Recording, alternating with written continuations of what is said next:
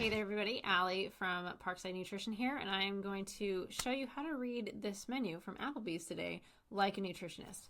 I think this is a very needed skill that people don't practice. People practice dieting, they don't practice like how to eat out on a regular basis or just learning what food is made out of. So let's get into it. So first of all, this is my little checklist off to the side here, and if you subscribe to parksidenutrition.com/subscribe, you can get on the Free Shit Friday email list, and I send out resources like this all the time. So, but thank you for being here, however you find this video. Number one, before we get started, as far as like eating out, these are the first things that I want you to ask yourself. So one, what's the goal with this meal? Are we trying to just fix hunger? Do we need a balanced meal? Are we having fun or different food with a friend? Like what's the goal there? Because that changes it, right? If it's your birthday, we might have cake. If it's not your birthday, if it's just another meal and you just want to spend the time with the person, then the food's less important and we can probably order a more balanced option, right? How hungry are you? That plays a role into it as well. Also, maybe how much money you want to spend. If it's a big meal or you just want to tide yourself over and maybe have something else at home, just let's figure out what the goal is with this. Also, what's the goal as far as how you want to feel? How you want to feel in 1 to 2 hours. Do you have a presentation? Do you have a lot of work to do? That plays a role as well. Again, if it's my birthday and I don't have to, perform well later in the day, might have some more fun food. Don't really need to be at my peak optimal fitness or performance, right? So take that into consideration.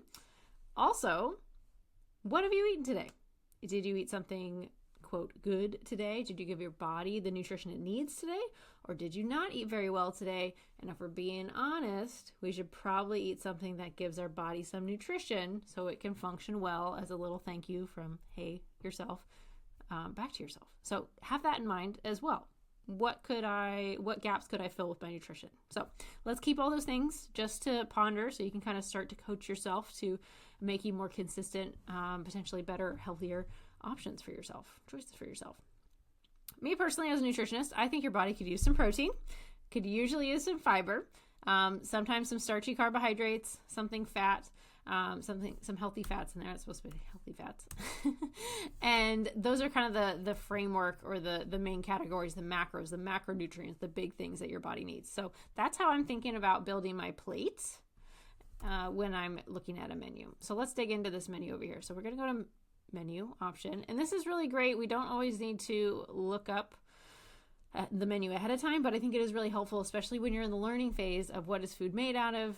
And companies are doing a really good job of putting more nutrition information online, which I so appreciate. And Applebees, shout out to you. You did a fantastic job of putting a lot of nutrition information on here. So I really appreciate it. This makes it so much easier. And then my clients aren't blindsided later of like, why am I not making progress? I thought that was a healthy choice. I thought this, would match my goals, etc. So we're not surprised. Mysteries are frustrating, but if we know, we know. Okay.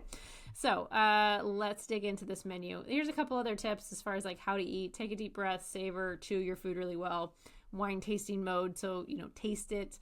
If you enjoy it, have more of it. If you don't enjoy that, don't feel the need to have more of it. Stop when you're almost full. Afterwards, stop before you're super full.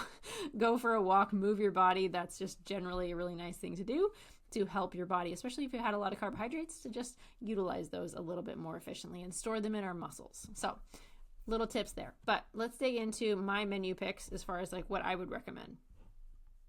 All right. So the first thing is, let's go ribs. Yeah.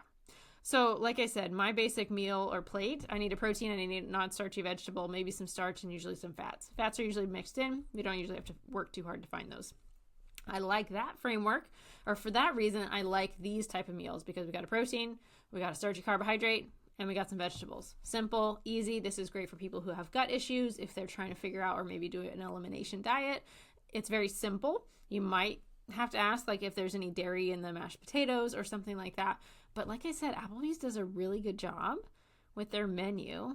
Let me make my face smaller here. Move me out of the way. So you go to their menu and one, you can choose, how well you want it cooked, but also you can change your side, which I thought was really cool. So I also picked this as well because it's a lower calorie option. When you're eating out, there's just a lot of other cooking oils and ingredients that can potentially make it really, really high. Stay tuned for the biggest, most high calorie salad I think I've ever seen listed on a restaurant menu. This is insane. But before we get there, So I can change the side. It tells you the calories. So even in these garlic mashed potatoes, it's only 260 calories. That's not a lot. That's pretty darn good. If you wanted to make this lower carbohydrate, if you have prediabetes, type 2 diabetes, PCOS, something like that, that could be a good option for you. My first pick would actually be probably this green beans.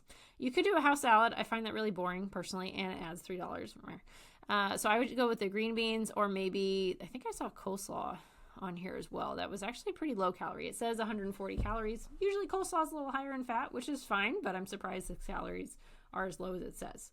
So it might be a small portion. Just a heads up there. But I would do that, and it tells you how many calories, or maybe that would add calories.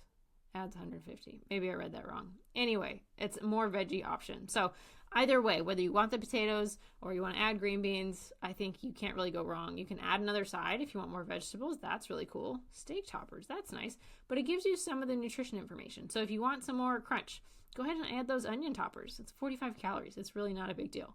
Mushrooms, not a big deal at all. Adds a little bit more calories. There's probably a lot of fat or cooking oil in that. But now we know, right?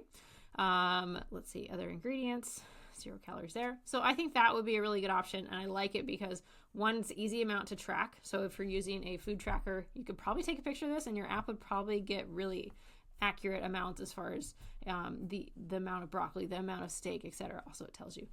So I really like that for ease of tracking options. Also a pretty moderate calorie, pretty much low calorie option when we're going out to eat. But let's look at another one. So the salads were surprising, like I mentioned.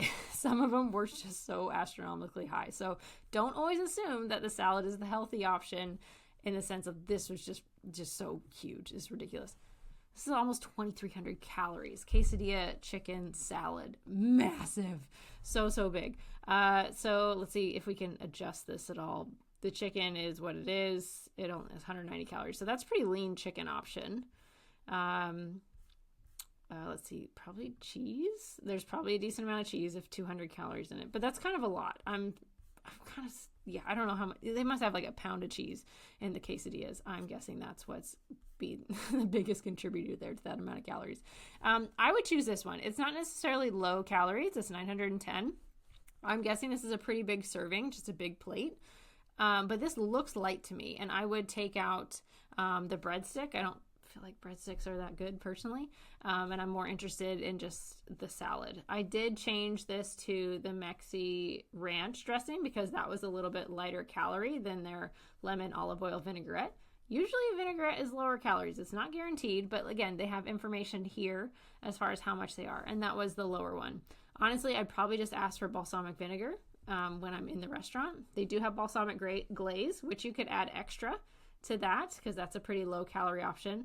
I took the breadstick off. That saves 180 calories, about 700 calories with those modifications. I'm pretty happy with that. You could also add some extra onions, add some extra strawberries or diced tomatoes.